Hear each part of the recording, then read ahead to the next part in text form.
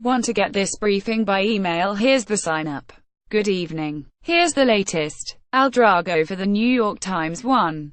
The House passed its version of a sweeping $1.5 trillion tax cut, moving Republicans closer to a signature victory. The bill cuts the corporate tax rate to 20% from 35%, collapses the number of tax brackets and eliminates deductions for state and local taxes. It would also result in bigger tax bills for many students.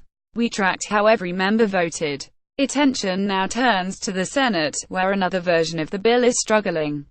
An analysis by Congress bipartisan referee on tax policy found it would raise taxes on lower-income people.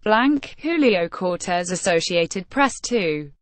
Today, in accusations against Senators, a corruption case against Senator Robert Menendez, Democrat of New Jersey, above, ended in a mistrial after jurors said they were hopelessly deadlocked.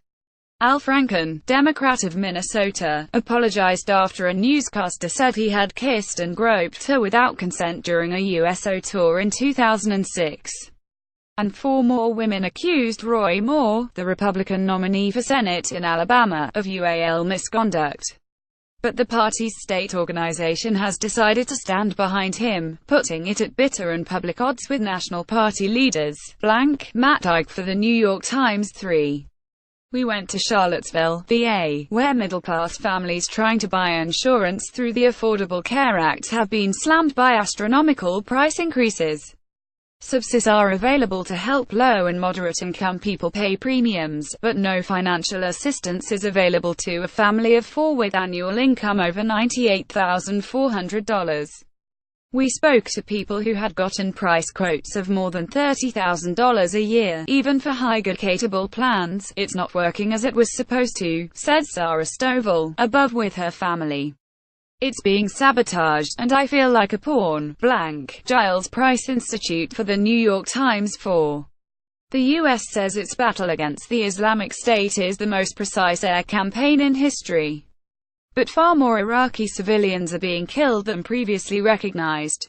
Over 18 months, 2 reporters visited the sites of nearly 150 airstrikes across northern Iraq, interviewed hundreds of witnesses, survivors, family members and local officials, mapped destruction through satellite imagery and interviewed U.S. officials directing the campaign.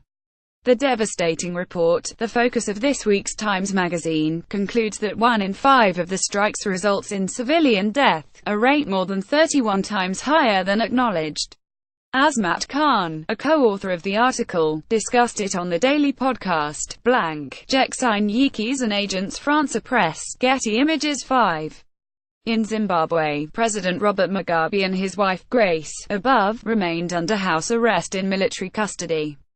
Representatives of South Africa and of the Roman Catholic Church sought to defuse the crisis with meetings in Harare, the capital. This video takes a look at Mrs. Mugabe, whose rising power appears to have prompted the military takeover. We also looked at how Mr. Mugabe's fall has echoed across Africa. Peter Nichols, Reuters. 6. The art market may never be the same. Our reporters are trying to find out who phoned in the winning bid for Leonardo da Vinci's Salvator Mundi, a $450.3 million sale that shattered art auction records. We already know who the major players in the room were. You can hear the crowd gasp the moment it sold in this video. Was it worth it? Our critic weighs in. Mario Tamaghetti Images. 7. Time Inc. is said to be negotiating its sale to the Meredith Corporation, the publisher of Family Circle and Better Homes and Gardens, in a deal backed by $500 million from the Koch brothers. It's the third known attempt by Meredith to buy Time Inc., which also publishes People and Sports Illustrated. It is not clear how much influence, if any, the Kochs would have on the magazine if the deal were to go through. Chad Batka for the New York Times. 8. Lil Peep, a rapper who blended hip-hop and emo, and whom our critic called one of pop's most promising young talents, in Tucson. He was 21, and may have overdosed on the anti-anxiety medication Xanax.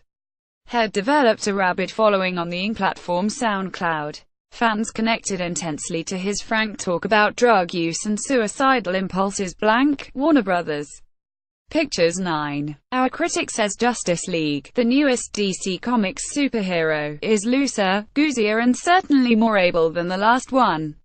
But that was Batman v Superman, so the bar was low.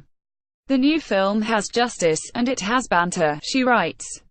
And while it could have used more hanging out, more breeziness, it is a start. Directed by Zack Snyder, the film features some fresh faces and a juicier role for Wonder Woman, played by Gal Gadot.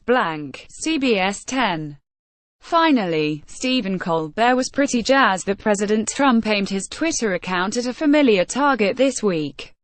That would be CNN, which he said he was forced to while in the Philippines. "Oh, baby, he is back and he is playing the hits," Mr. Colbert exclaimed.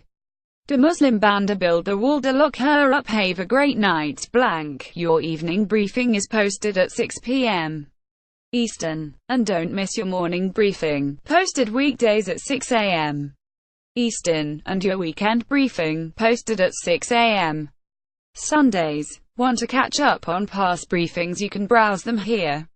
If photographs appear out of order, please download the updated New York Times app from iTunes or Google Play.